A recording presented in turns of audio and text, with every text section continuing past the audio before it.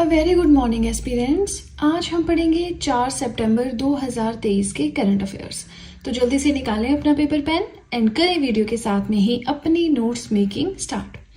आज की first news है द प्रेसिडेंट ऑफ FTII। अब ये FTII है क्या?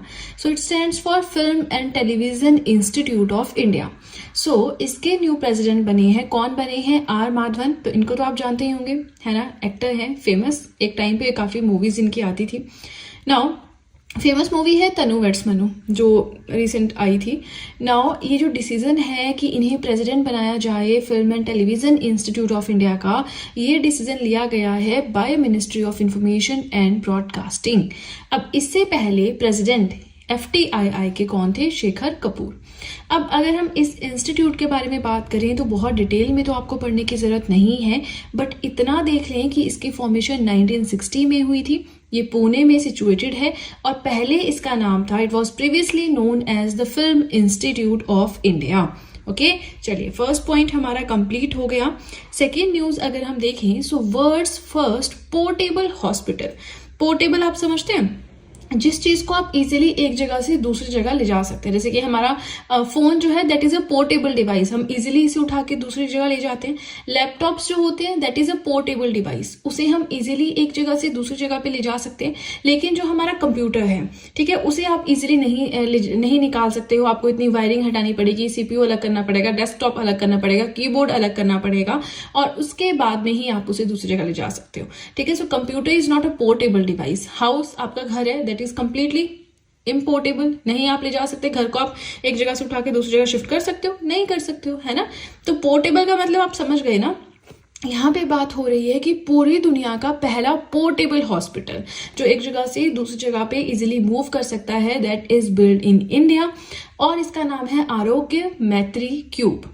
ठीक है, क्यूब्स क्यों बोलते हैं? क्योंकि मिनी बॉक्सेस हैं ये। ठीक है, जैसे एम्बुलेंस होती है ना आपकी, एक जगह से दूसरी जगह इजीली जाती है, वैसे ही मिनी बॉक्सेस हैं ये, इसलिए इन्हें आरोग्य मैत्री क्यूब का नाम दिया गया है। ठीक है, providing essential medical supplies during natural disasters. कोई भी अगर नेचुरल डिजास्टर आ जाए तो उस टाइम पे मेडिकल फैसिलिटीज वहां पे जो प्रभावित लोग हैं उन्हें ये प्रोवाइड करवाएगा।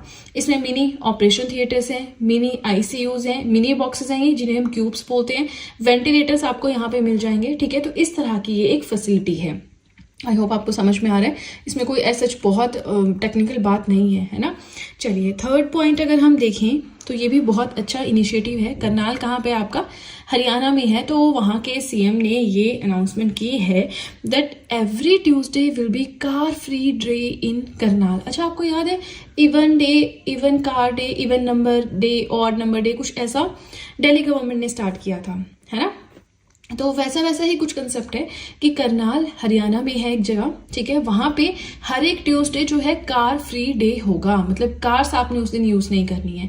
चलिए इसके बारे में इन डिटेल हम पढ़ेंगे। कार्स नहीं यूज करेंगे तो कैसे आएंगे, किसके लिए ये चीजें एप्लीकेबल है, पढ़ेंगे। फिलहाल इतना समझ लीजिए कि every Tuesday will be the car free day in Karnal.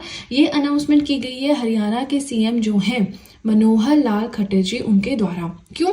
To promote environmental sustainability and to raise awareness about drug free living. तो अब कार फ्री क्यों बोलेंगे कि कार्स नहीं लेके आने एक दिन? ताकि जो पॉल्यूशन बढ़ रहा है ना, पॉल्यूशन ही रीजन है हमारा क्लाइमेट चेंज का, है ना। तो बस उसी चीज को कंट्रोल करने के लिए अगर एक दिन कार्स यूज नहीं करेंगे तो क्या हो जाएगा? ठीक है, तो इसमें क्या होगा that all government officials will be required to travel by bicycle on Tuesdays. हर ट्यूसडे को जितने भी सरकारी नौकर हैं, सरकारी एम्प्लॉयज हैं, है ना, वर्कर्स हैं सरकारी, उनको रिक्वायर्ड है कि वो ऑफिस तक आएंगे साइकिल के ऊपर ही। ठीक है ना। चलिए आई होप आपको समझ में आया, काफी इंटरेस्टिंग है। हरियाणा आपने याद रखना है बस, और क्या है इसमें याद करने का, है ना। बाकी तो environment, sustainability, drug free living, ये तो बेसिक सी चीजें हैं कि कार्स क्यों नहीं, कार्स से धुआं निकलता है, पॉल्यूशन होता है, उसी को कंट्रोल करना है। ट्रैफिक होता है, हॉर्न बजाते हैं, हॉर्न पॉल्यूशन होता है, ये सब चीजें, और क्या है।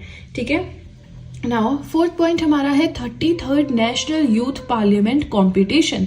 जो 33rd एडिशन हुआ है नेशनल यूथ पार्लियामेंट का, कहाँ पे हुआ है? न्यू दिल्ली में। यहाँ पे प्राइजेस डिस्ट्रीब्यूट किए जाएंगे।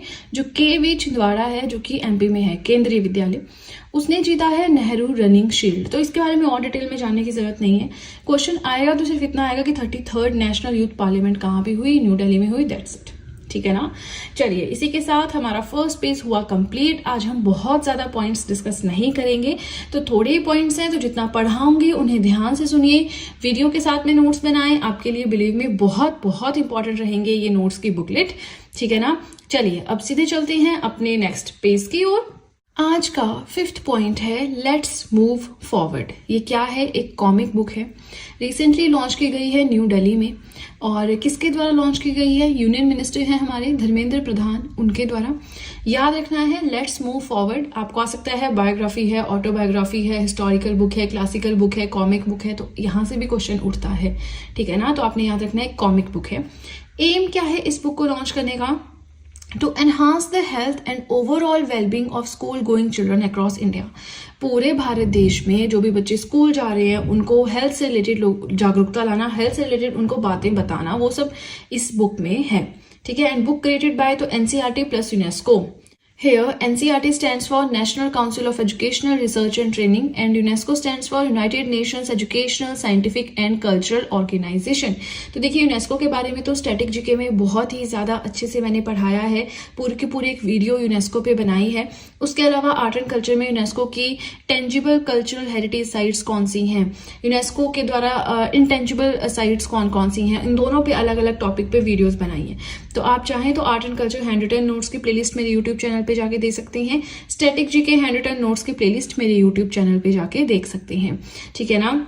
चलिए हमारा 5th पॉइंट हो गया। 6th पॉइंट अगर हम देखें, सो राष्ट्रीय केमिकल्स एंड फर्टिलाइजर्स, ये एक कंपनी का नाम है, ठीक है ना। Rashtriya chemicals and fertilisers gets Navratna status. तो इस कंपनी को नवरत्न स्टेटस रिसेंटली मिला है, ठीक है। नवरत्न क्या है हम पढ़ेंगे, फिलहाल इतना समझ लीजिए कि नवरत्न स्टेटस मिला है किसके द्वारा? डीपीई के द्वारा। अब ये डीपीई क्या है? Department of public enterprises. अब देखिए ये नवरत्न स्टेटस क्या है, तो आपने सुना होगा कभी ना कभी या पढ़ा होगा कहीं ना कहीं, न्यूज में देखा होगा। मिनी रत्न, नवरत्न, महारत्न, इन 3 टर्म्स को हम यूज करते हैं, ठीक है ना। तो जो भी पब्लिक सेक्टर अंडरटेकिंग्स होती है, मतलब सरकारी जो कंपनीज होती हैं, तो सिंपल होती है, अगर उनके लिए कुछ क्राइटेरिया होता है, अगर उनको मिनी रत्ना बनना है, ठीक है ना। 3 ये स्टेटस होते हैं। मिनी मतलब सबसे छोटा, तो याद रखना है सबसे छोटा स्टेटस है मिनी रत्ना। महारत्ना में महा मतलब महान, बहुत बड़ा, तो सबसे बड़ा स्टेटस है महारत्ना। अब मिनी रत्ना छोटा है, महारत्ना बड़ा है, जो बच गया वो बीच में। क्योंकि देखिए मिनी तो आपको समझ आ जाता है, महा और नव में आप कंफ्यूज हो जाते हैं, तो वो कंफ्यूजन नहीं होना चाहिए, ठीक है। अब कोई भी सरकारी कंपनी है, अगर उसको मिनी रत्ना बनना है, मिनी रत्ना स्टेटस चाहिए, तो उसे एक क्राइटेरिया फॉलो करना होता है। क्राइटेरिया क्या है वो मैंने Indian economy hand written notes की प्लेलिस्ट में पढ़ाया है। एक पूरा का पूरा वीडियो इन 3 पे बनाया कि कितनी कंपनीज हैं जो मिनी रत्न है, कौन कौन सी हैं, कहाँ कहाँ उनके हेडक्वार्टर्स हैं और क्या क्राइटेरिया होता है, सब कुछ बताया। अब इसे मिला है नवरत्ना का स्टेटस। नवरत्ना स्टेटस सिर्फ उन्हीं कंपनीज को मिल सकता है जिनके पास ऑलरेडी महारत्ना का स्टेटस, मिनी रत्ना का स्टेटस हो। इसके अलावा एक कुछ और क्राइटेरिया है जो फॉलो करना होता है। अब वैसे ही नवरत्ना अभी नवरत्ना बन गई ना, अब अगर इसे महारत्ना का स्टेटस चाहिए, तो देखिए नवरत्ना स्टेटस पहली चीज होनी चाहिए, वो है इसके पास, है ना। सेकेंडली कुछ क्राइटेरिया है जो इसे फॉलो करना है, ठीक है, कितना टर्नओवर होना चाहिए उस हिसाब से फिर ये महारत्ना बन जाएगी। तो ये कंसेप्ट मैंने बहुत अच्छे से ऑलरेडी पढ़ा रखा है, ठीक है। तो Indian economy hand written notes की प्लेलिस्ट में जाके देखिए मैं बार बार क्यों कहती हूँ कि आप वहां पे जाइए, वहां पे जाइए। अगर मैं आपको यहाँ पे यूनेस्को पढ़ाने बैठ गई या मैं आपको यहाँ पे ये टॉपिक पढ़ाने बैठ गई, है ना, तो हम फिर कहाँ पहुंच जाएंगे? देखिए हम करंट अफेयर्स से इकोनॉमिक्स में चले गए, हम करंट अफेयर्स में स्टैटिक जीके में चले गए, अगर यूनेस्को की साइट्स पढ़ाऊंगी तो हम करंट अफेयर्स से आर्ट एंड कल्चर में चले गए। तो हमें ये चीज नहीं करनी है। और ये सारे सब्जेक्ट्स आप देखेंगे ना एक दूसरे से कहीं ना कहीं रिलेट करते हैं। करंट अफेयर तो हर एक चीज से रिलेट करता है, ये तो आप समझते हैं कि करंट अफेयर्स की जो मैगजीन आती है उसमें हिस्टोरिकल जो पार्ट है वो अलग होता है, पॉलिटी का अलग होता है, आईआर का अलग होता है, इकोनॉमी का अलग होता है, आपके सोशल एस्पेक्ट्स अलग होते हैं, सिक्योरिटी इश्यूज अलग होते हैं, है ना। तो हर एक चीज जो है आपकी एक दूसरे से रिलेटेड है। आप सारे सब्जेक्ट साथ साथ में पढ़ें और टेंशन ना लें कि कैसे कंप्लीट होगा, आराम से हो जाता है, बस आप डेडिकेटेड रहने चाहिए। नाउ 7th पॉइंट हमारा आता है that India, let me just the page first, okay, that India successfully launched its first mission to the sun। Chandrayaan 3 पढ़ लिया, बहुत अच्छे से पढ़ लिया। मुझे ऐसा कोई कमेंट्स नहीं आए कि मैम चंद्रयान 3 पे बनाइए वीडियो, 1-2 थे शायद, तो मुझे लगा कि शायद आप लोग इंटरेस्टेड नहीं है, वो चीज़ मैंने कंटिन्यू नहीं की। तो चंद्रयान 3 मैंने कहा था आपसे कि इन केस आप पढ़ना चाहते हैं लेट मी नो, मैं अलग से एक छोटी सी वीडियो बना दूंगी 3-4 मिनट की, सारा डेटा उसमें प्रोवाइड करवा दूंगी। बट ऐसा कमेंट्स नहीं आए तो मैंने वो चीज़ स्किप कर दी है। नाउ इंडिया ने एक और चीज़ लॉन्च की है, क्या, पहला मिशन सन के लिए, ठीक है। इसका नाम है आदित्य L1 और ये नाम आदित्य L1 क्यों रखा गया है, नेम्ड आफ्टर सूर्या। आदित्य मतलब Surya, the Hindu god of the sun, ठीक है। अब ये मिशन करेगा क्या, तो ऑब्वियसली सन के लिए मिशन गया है तो सन की स्टडी करेगा ना, है ना। So this mission will study the sun and its behaviour even during eclipses. Eclipses क्या होता है, सोलर एक्लिप्स, लूनर एक्लिप्स, जो ग्रहण लगते हैं, सूर्य ग्रहण, चंद्र ग्रहण, है ना। तो ये मिशन आदित्य L1 क्या करेगा, वैसे तो सन के बारे में पूरा स्टडी करेगा, प्लस इसका बिहेवियर स्टडी करेगा, ग्रहण जब लगते हैं उस टाइम पे भी, ठीक है। अब सन के बारे में आपको ज्योग्राफिकल फॉर्म में पता होना चाहिए, अर्थ से कितना दूर है, एपीलियन कब होता है, पेरिहिलियन कब होता है, रोटेशन का क्या कंसेप्ट है, प्लैनेट्स क्या होते हैं, थोड़ा बहुत बेसिक तो पता होना चाहिए, है ना।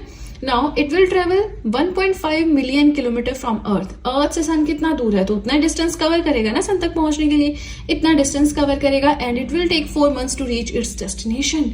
अर्थ से छोड़ा है, सूर्य तक पहुंचने में इसको 4 महीने लग जाएंगे, ठीक है। तो अब जब पहुंचेगा तो उसके बाद फिर और नई नई चीजें पता चलेंगी, जैसे कि हमने पढ़ा शिव शक्ति पॉइंट है, तिरंगा पॉइंट है, वो सब जब वहां पे ना डिलीवर हो गया नहीं कहेंगे हम, जब उसने कदम रखा वहां पे तो हमने वैसे वैसे नाम रखे कि चंद्रयान ने कहाँ रखा था कदम, चंद्रयान 3 ने कहाँ कदम रखा था, हमने नाम दे दिए, है ना।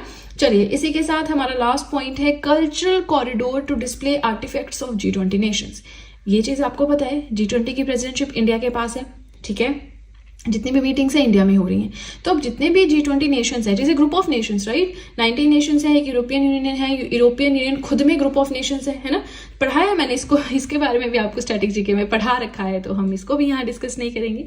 तो अब ये जो G20 नेशंस है ना, जितने भी देश G20 के अंडर आते हैं वो अपने अपने आर्टिफैक्ट्स लेके आएंगे न्यू दिल्ली में, ठीक है। वहां पे कल्चरल कॉरिडोर बनेगा न्यू दिल्ली में, कहाँ पे, भारत मंडपम में, ठीक है ना। चलिए इसी के साथ हमारे आज के करंट अफेयर्स हुए कंप्लीट।